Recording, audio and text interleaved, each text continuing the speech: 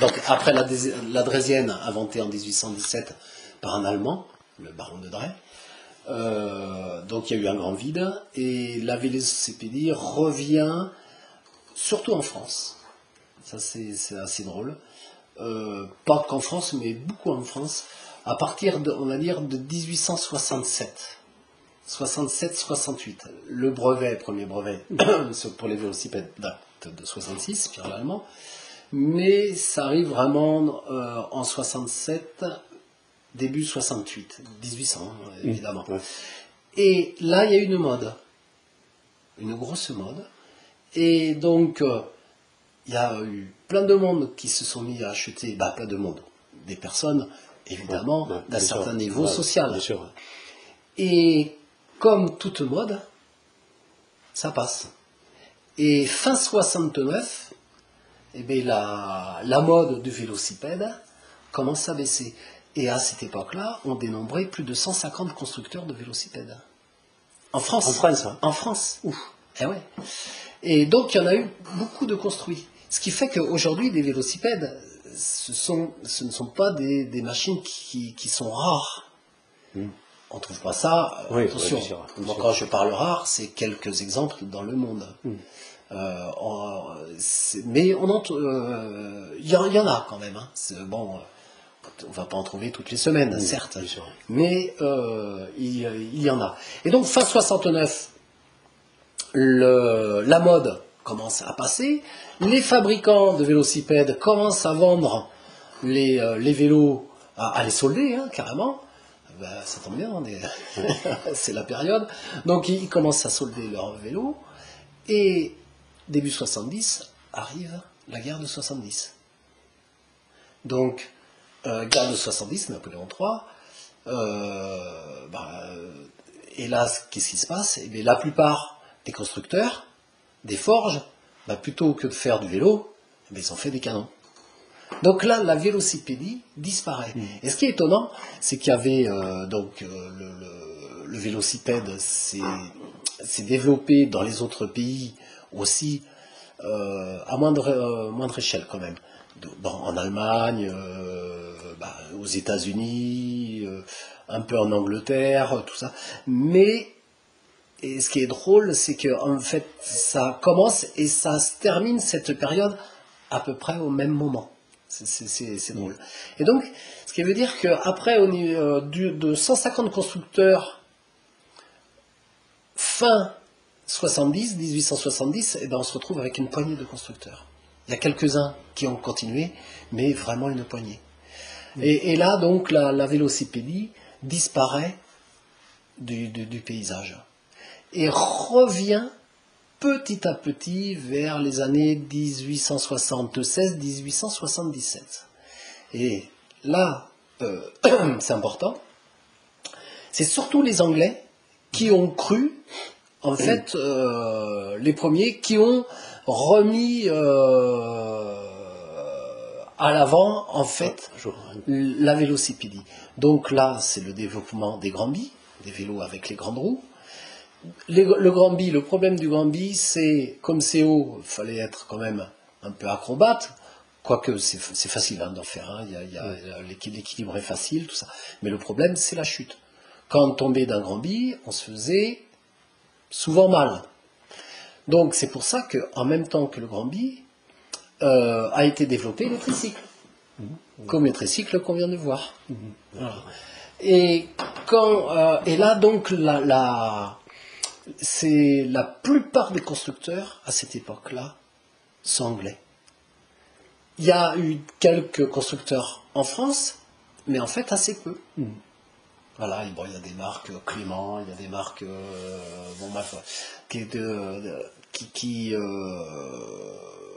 qui ont existé, hein, Maigret et compagnie. Mais surtout, ce sont les Anglais qui ont construit ces vélos. Et en France, donc, il y a certaines personnes, certains constructeurs, j'ai dit bien entre guillemets, ce qu'ils faisaient, ils achetaient du vélo en Angleterre, puis ils disaient que c'était eux qui les avaient construits. Premier catalogue cycle, par exemple, Peugeot, en 1886, eh bien, il y a dessus, on voit, c'est des vélos anglais. pas tous, parce que bon, ils ont fait un cadre croix, c'est pas eux. Mais bon, bref, mais ils n'hésitaient pas à prendre du vélo anglais et mettre dessus leur marque, en disant, hop, on est les constructeurs. Donc, la vélocipédie, donc là, à cette période, était surtout anglaise. Et après, la France, les vélos français reviennent sur le devant de la scène, on va dire fin 19e et début 20e. Là, il y a eu de plus en plus de constructeurs français. Et après, il y a eu énormément de constructeurs, de vélos construits en France, quoi. D'accord. Voilà. Et ça, ça a duré pendant combien d'années à peu près le tricycle, ça a duré en fait la période du Grand Bi. Ouais, d'accord. Ouais. En gros, 20 ans. Ouais, d'accord. Voilà. Ouais. De 1875 à 1895, ou 1895, c'est la bicyclette. En fait, la bicyclette arrive d'une manière industrielle en 85. À partir de 1885, la vente de Grand Bi et de tricycles commence à chuter, alors que celle des bicyclettes monte. D'accord. Et début des années 90, 1890, donc le Grand Bi disparaît et les tricycles avec. D'accord. Pour fêter quoi? Pour fêter les 200 ans de la Drésienne, donc en 2017, on a fait nous étions 13 collectionneurs, et nous avons fait Nancy Carlsruhe en Drésienne, 250 km pour fêter justement ça, c'est une pièce rare. Ouais. Ah d'accord. De quelle année alors, vous me dites? 1886. Ah d'accord. Ça c'était la lumière, alors ouais, la lumière. C'est une lampe à pétrole. Ah ouais, d'accord. Ouais. Enfin, des comme ça construits, voilà, je sais pas. Ouais. Alors, pour le moment, j'en ai discuté avec mes collègues anglais, tout ça. Pour le moment, c'est le seul connu. Ouais. Ah d'accord. Ouais. On n'en connaît pas d'autres. Ouais. Le triplette. D'accord. Alors, cette triplette date 1898 par là, 1900. Fin 19e, début 20e. Et là, il y a des freins ou non Non, parce que c'était une triplette de piste. Ah, d'accord. Et ça, par contre, celui-ci, là, on est en plein congé payé, on est dans les années, fin des années 30. Et là, il y a frein, il y a tout ce qu'il faut, dérailleur et compagnie. D'accord. Et ça, celui-là, c'est un modèle écossais de la marque Hove. D'accord. Et là, il y a des freins, ouais, c'est les freins sur le côté là-bas. Le tricycle tandem, c'est la marque Singer. Alors, rien à voir avec les machines à coudre. Parce que les machines à coudre, c'était une marque américaine. Et là, c'est vraiment Singer anglais. C'est une marque anglaise. Toujours sur ce modèle-là, avec le cylindre où il y a une courroie en cuir qui vient serrer le cylindre pour freiner, donc actionné par cette manette-là. Et après, donc, ce qu'on va trouver comme frein, c'est surtout comme une cuillère qui appuie sur le pneu. Mais ça, on le verra tout à l'heure. On met le cinéma, là, ici. Là, encore un autre tricycle.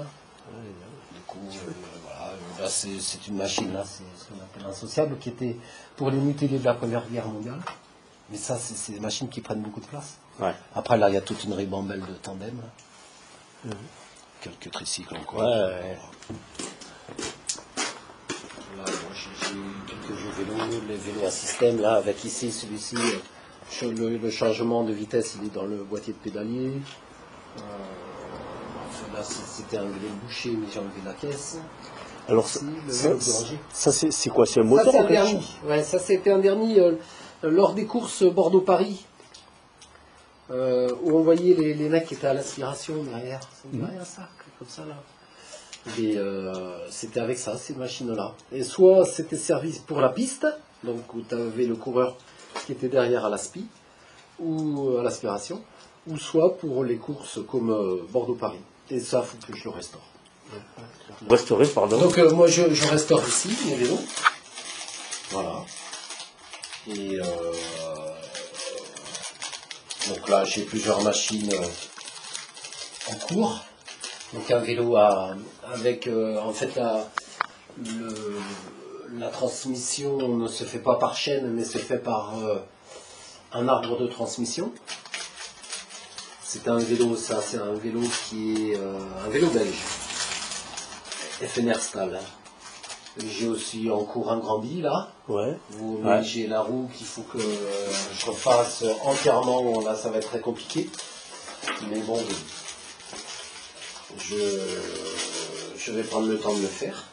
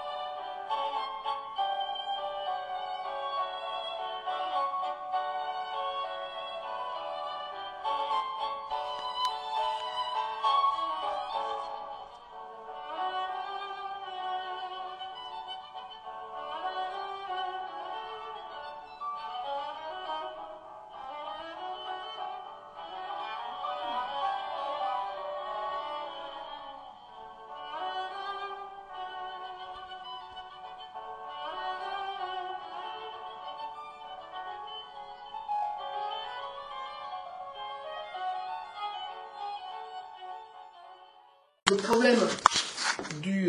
problème du grand bis, c'est la bascule en avant. Comment on est vraiment très sur l'avant. Donc s'il y a quelque chose qui bloque la roue devant, eh bien, on bascule en avant.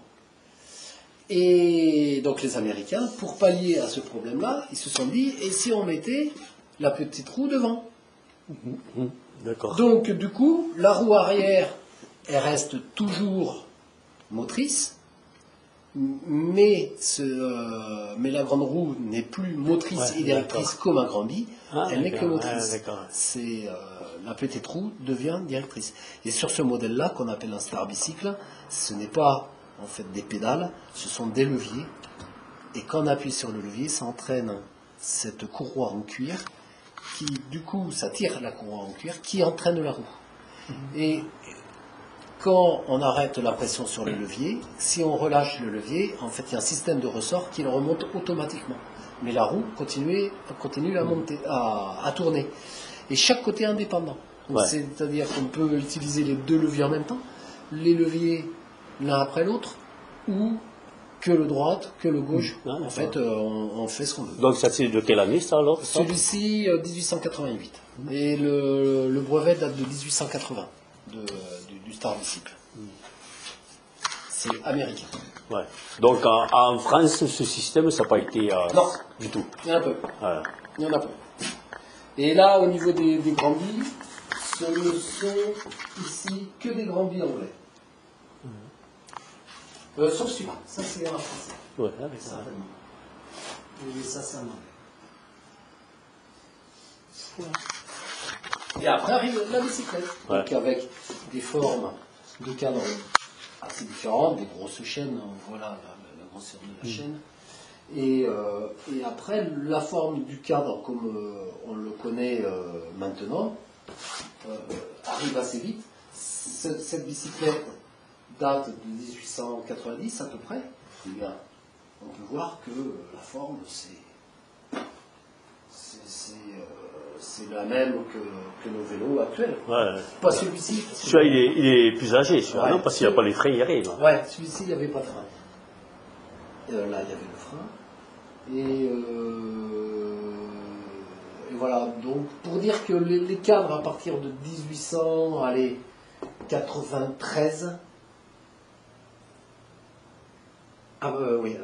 étaient fabriqués, étaient de la même forme que les cadres actuels. D'accord. Avant, non. Avant, ils pouvaient en avoir, mais pas que. Parce que je vois ce vélo-là, celui-ci par exemple, ça c'est un vélo qui date de 1891 à peu près. Celui-ci, quoique il a la forme actuelle. Ça, on est en 90, là on est en 86, 87, là on est en 90 ici. Et l'autre après, on est en 93, 94. Voilà, celui-là 95, 96. Après, donc regardez les systèmes qu'il y a eu. Ce vélo-là est suspendu. La fourche, voilà. En fait, c'est ceci qui fait ressort. Ouais, d'accord. C'est un vélo américain, ça aussi, un Victor. Ça, c'est pareil, ça, c'est des vélos qui sont pas courants. Après, les grands billes, donc pendant la construction du grand billes, comme je disais tout à l'heure, on a développé les tricycles à cause de la dangerosité de la machine, parce que quand on tombait de haut, donc on pouvait se faire très mal. Et donc quand arrive la bicyclette, donc les grands billes disparaissent, ainsi que les tricycles. Alors il faut savoir que l'invention de la bicyclette datait avant qu'on fasse des grands billes. Mais ça n'a pas été retenu. Voilà,